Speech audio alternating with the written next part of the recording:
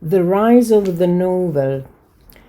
The fathers of the English novel, Daniel Defoe and Samuel Richardson, are generally regarded as the fathers of the English novel, though they did not constitute a literary school.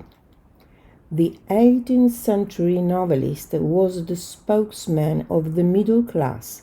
The novel was primarily concerned with everything that could affect social status, and it was mainly directed to a bourgeois public.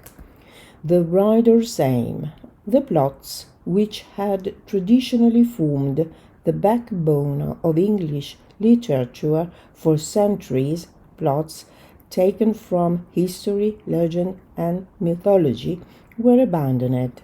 The writer's primary aim was no longer to satisfy the standards of patrons and the literary elite, but to write in a simple way in order to be understood even by less well-educated readers. Since it was the bookseller and not the patron who rewarded the writer, speed and copiousness became the most important economic virtues. The message of the novel. The story was particularly appealing to the practical-minded tradesman who was self-made and self-reliant. The sense of reward and punishment, which was the message of the novel itself, was related to the Puritan ethics of the middle classes, yet some hints at social justice can be found in Defoe. The characters. The writer aimed at realism. He tried to portray different human experiences, and not only those suited to one particular literary perspective.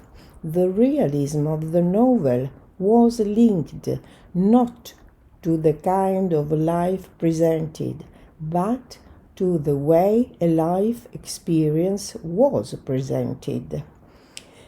The subject of the novel was always the bourgeois man and his problems. He was a well-defined character and the hero of the narrative. He was generally the mouthpiece of his author, and the reader was expected to sympathize with him. All the characters struggled either for survival or social success, and they could be divided into two groups. The former was composed of people who believe in reason, like Defoe's Robinson Crusoe. The latter by those who cannot control the passions and subordinate reason to their desires, like Defoe's Moll Flanders. The fact that characters were given contemporary names and surnames was something new and served to reinforce the impression of realism. The narrative technique. The writer was omnipresent. He chose either the third-person narrator, who was omniscient and never abandoned his characters, or the first-person narrator, who was the main character in the story. A chronological sequence of events was generally adopted by the novelists. Characters seemed to be very much rooted in a temporal dimension, and references were made to particular times of the year or of the day. The setting. Great attention was paid to the setting. Where the action happened became a question of much concern and was the logical complement to time. Time and place were considered two different aspects of the same reality. In previous fiction, the idea of a place had been vague and fragmentary, but in the new novels, specific references to names of the streets and towns, together with detailed descriptions of interiors, helped render the narrative even more realistic. Types of novels. The 18th century novel developed different subgenres.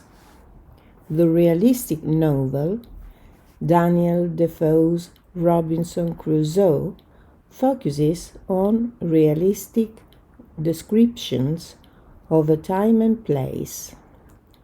The utopian novel, Jonathan Swift's Gulliver's Travels, shows imaginary nations with strange new societies and peoples employed to satirize contemporary English society. The epistolary novel, Samuel Richardson's Pamela, is told through letters exchanged between different characters. The picaresque novel, Henry Fielding's Tom Jones, is episodic in structure. It concerns the adventures of a young hero who has to deal with tyrannical masters and misfortunes, but generally manages to escape these situations by using his wit. The antinovel, Lawrence Stern's Tristram Shandy, shows that the orderly narratives of events have little relation to the disorder of the human mind, which is not linked to a logical sequence of events.